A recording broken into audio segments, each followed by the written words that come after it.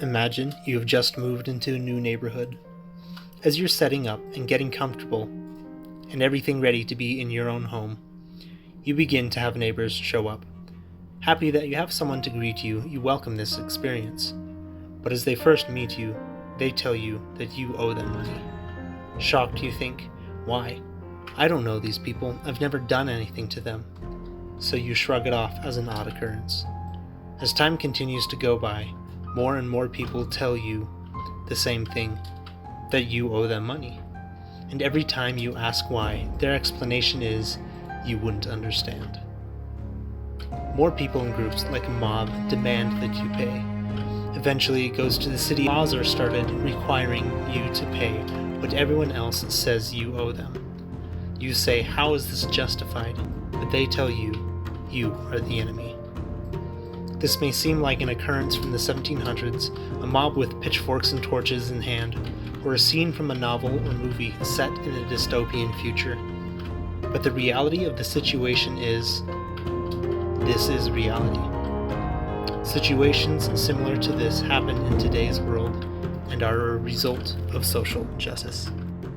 The mandatory loss of freedom in exchange for the common good is a main idea of dystopian novels and communism. Social justice is also a founding principle of socialist economic policy. Social justice aims to use redistribution of income, opportunities, and wealth from groups that are considered to be oppressors to groups considered to be oppressed as an effort to create equality, a system and theory developed by Karl Marx. In the words of Devon Foley, in such a system, we do not judge the individual based upon his actions, but rather we judge him based upon the identity group with which he is most associated. So you see, despite its name, social justice is not justice. Social justice is the antithesis of justice. Justice is based on a moral foundation. It is the relation of a person to what is right and what is wrong. Justice includes corrections or balances for the committed wrongs. The measure on which we are based is a standard of right and wrong. Social justice is about a desired relation of the haves and have-nots between individuals, which is subjective and can change and be manipulated.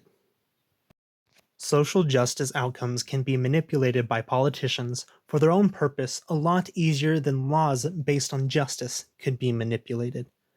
The extermination of the Jews was considered by the Nazis to be for the common good.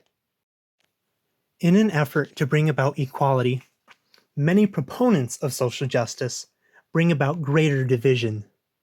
They seek to help a minority by assigning them a group and punishing someone else that they determine belongs to the oppressing group. The ultimate effect social justice is having on society is bad. It is stripping a moral foundation from the people. It is giving them a false sense of justice, equality, and right.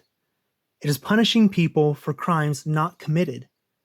If we start to treat other people based on what group they seem to belong, rather than by the content of their character, that is when we have lost as a society. So the next time you hear someone calling for justice, remember what justice really is.